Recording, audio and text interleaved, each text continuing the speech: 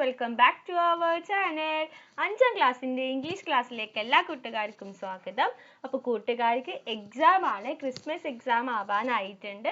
അപ്പോൾ അതിൻ്റെ ഒരു മോഡൽ ക്വസ്റ്റ്യൻ പേപ്പറാണ് നമ്മൾ ഇന്നത്തെ വീഡിയോയിൽ ഡിസ്കസ് ചെയ്യുന്നത്. ഓക്കെ, അപ്പോൾ ഇനി ഇത് കഴിഞ്ഞിട്ട് നമുക്ക് പ്രീവിയസ് ഇയർ ക്വസ്റ്റ്യൻ പേപ്പറും ഡിസ്കസ് ചെയ്യാം. ഓക്കെ, അപ്പോൾ ഇപ്പോൾ നമ്മൾ സമഗ്രയുടെ, അതായത് സർക്കാർ തന്നെ ഇറക്കിയിട്ടുള്ള ഒരു മോഡൽ ക്വസ്റ്റ്യൻ പേപ്പർ നമുക്ക് നോക്കി നോക്കാം. അപ്പോൾ ഇൻസ്ട്രക്ഷൻസ് ഒക്കെ കൊടുത്തിട്ടുണ്ട്. ആദ്യത്തെ ആക്ടിവിറ്റി എന്ന് പറയുന്നത് activity 1 reading കംപ്രഹെൻഷൻ. Read the following poem and answer the questions given below. താഴെ ഒരു പോം തന്നിട്ടുണ്ട്.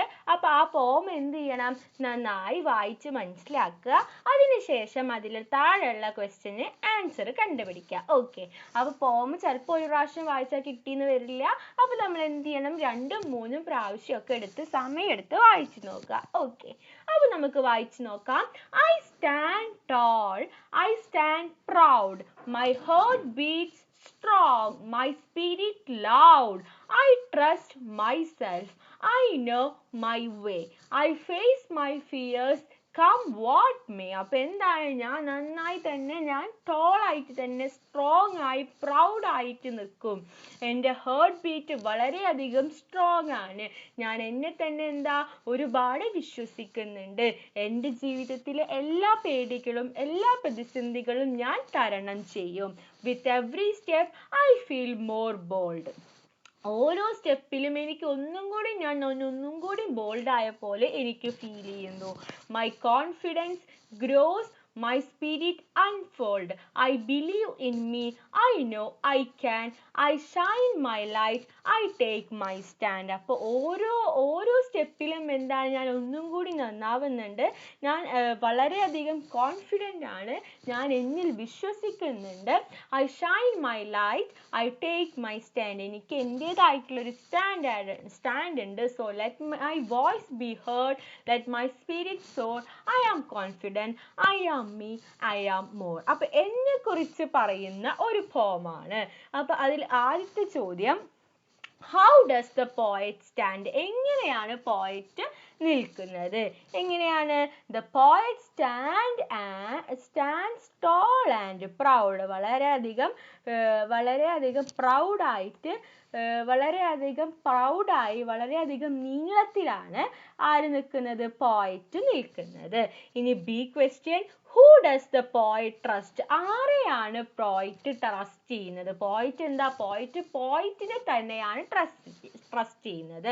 The poet trusts in himself. Okay, ഇനി next what does the poet feel with every step? ഓരോ സ്റ്റെപ്പിലും പോയറ്റിന് എങ്ങനെയാണ് ഫീൽ ആവുന്നത്? എങ്ങനെയാണ്?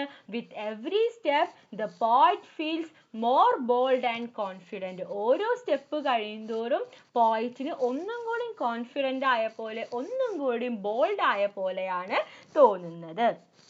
ഇനി 2 പെയർ ഓഫ് റൈമിംഗ് വേർഡ്സ് എഴുതാനാണ്. ഒരെണ്ണാണ് തന്നിട്ടുള്ളൂ, പ്രൗഡ്, ലൗഡ്. അപ്പോൾ ഇനി നമുക്ക് അടുത്ത സെറ്റ് നമുക്ക് എന്ത് എഴുതാം? വേ, മേ. ഓക്കെ, അപ്പോൾ റൈമിംഗ് വേർഡ്സ് എന്ന് പറഞ്ഞാൽ പോയറ്റിൻ്റെ ലൈനിൻ്റെ അവസാനത്തിൽ സെയിം സൗണ്ട്സ് വരുന്ന വേർഡ്സ് ആണ്.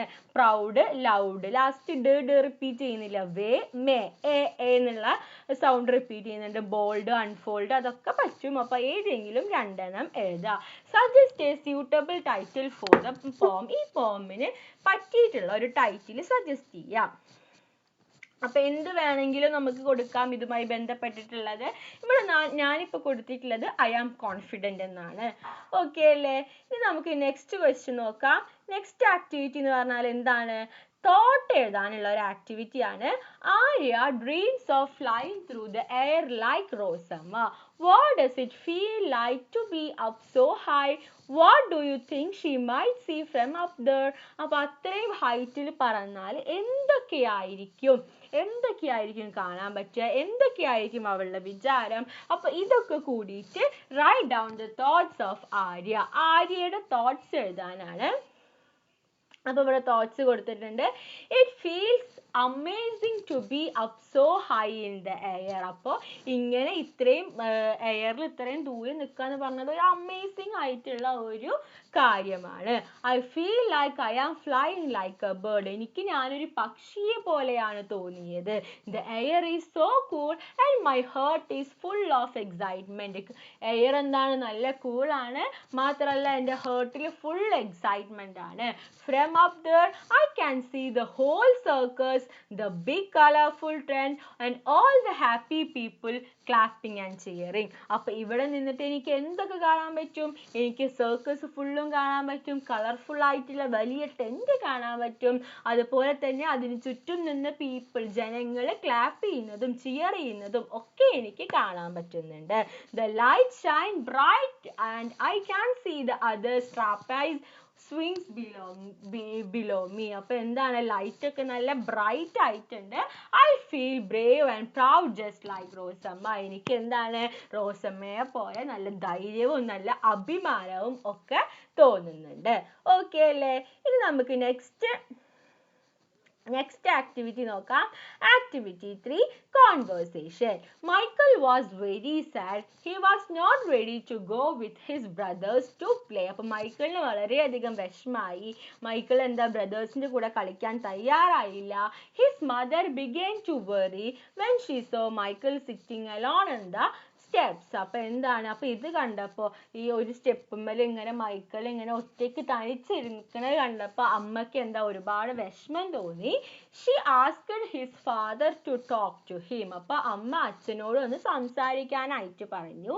അങ്ങനെയാണെങ്കിൽ write the possible conversation between Michael and his dad. മൈക്കിളും ഡാഡും തമ്മിലുള്ള കോൺവെർസേഷൻ എന്തായിരിക്കും? മൈക്കിളും തമ്മിലുള്ള കോൺവെർസേഷൻ എഴുതി നോക്കാം. Dad, Michael, why are you sitting here alone? Aren't you going to the park with your brothers? അപ്പൊ എന്താണ്, അച്ഛൻ ചോദിക്കുകയാണ്, നീ എന്താണ് ഒറ്റയ്ക്ക് ഇരിക്കണേ? നീ നിന്റെ ബ്രദേഴ്സിന്റെ കൂടെ കളിക്കാൻ പോകുന്നില്ലേ, പാർക്കിൽ പോകുന്നില്ലേ എന്ന് അച്ഛൻ ചോദിക്കുകയാണ്. അപ്പൊ മൈക്കിൾ എന്താ പറയണേ? No dad, I don't want to go. വേണ്ട അച്ഛാ, എനിക്ക് പോണ്ടാന്ന് മൈക്കിൾ പറയാണ്. Then dad, what happened son? Are you feeling upset? എന്ത് പറ്റി മോനെ, നിനക്ക് എന്തെങ്കിലും വയ്യായി ഉണ്ടോ എന്ന് ചോദിക്കുകയാണ്. അപ്പൊ Michael, yes, I thought I would be taller by now. I put salt in my shoes and practiced every day, but I didn't grow at all. അപ്പൊ എന്താണ്, എനിക്കൊന്ന് വലുതാവണം, കുറച്ച് ടോൾ ആവണം. ഞാൻ എൻ്റെ ഷൂയിൽ എന്ത് ചെയ്യുന്നുണ്ട്, സോൾട്ട് ഇടുന്നുണ്ട്, എന്നിട്ട് എല്ലാ ദിവസവും പ്രാക്ടീസ് ചെയ്യുന്നുണ്ട്. പക്ഷെ എന്താണ്, ഞാൻ ഉയരം വെക്കുന്നില്ല. അപ്പൊ ഡാഡ് പറയാണ്, oh Michael, do you think only tall boys can be great players? അപ്പൊ മൈക്കിളിനോട് ചോദിക്കുകയാണ്, നീ വിചാരിക്കുന്നുണ്ടോ നല്ല നീളം ഉണ്ടെങ്കിൽ മാത്രമാണ് നല്ലൊരു പ്ലെയർ ആവാൻ പറ്റുള്ളൂ എന്ന് നീ വിചാരിക്കുന്നുണ്ടോ എന്ന് ചോദിക്കുമ്പോൾ മൈക്കിൾ പറയാണ്, I just want to help my team win. If I were taller I could play better. എനിക്ക് എന്താണ്, എനിക്ക് എൻ്റെ ടീമിനെ ജയിപ്പിക്കണം. അപ്പൊ ഞാൻ കുറച്ച് ടോൾ ആയിരുന്നെങ്കിൽ എനിക്ക് ഒന്നും കൂടി നന്നായിട്ട് കളിക്കാൻ പറ്റുമായിരുന്നു എന്ന് മൈക്കിൾ പറയാണ്.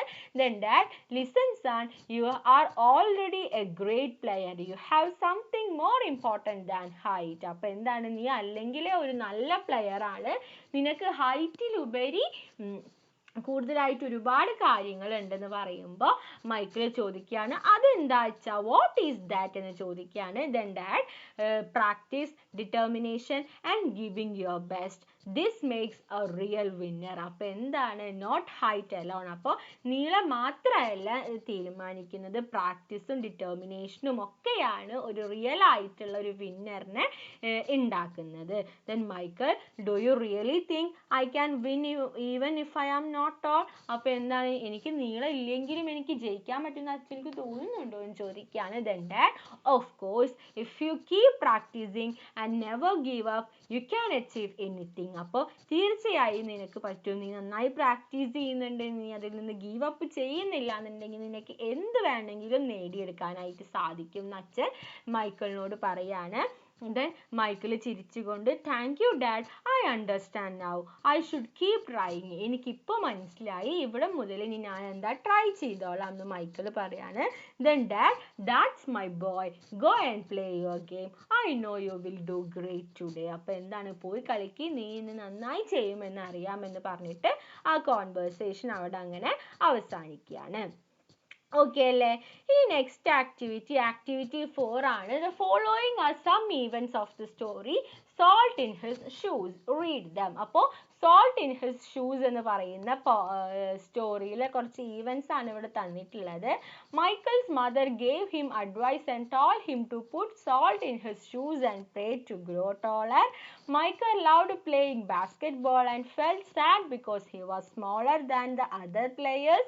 Michael worked hard, practiced every day and slowly improved his skills. One day, Michael told his mother he was not good enough because he was too small. Years later, Michael became one of the greatest basketball players in the history. Michael realized that hard work and practice were important than just being tall. അപ്പോൾ ഈ events arrange ചെയ്യണം.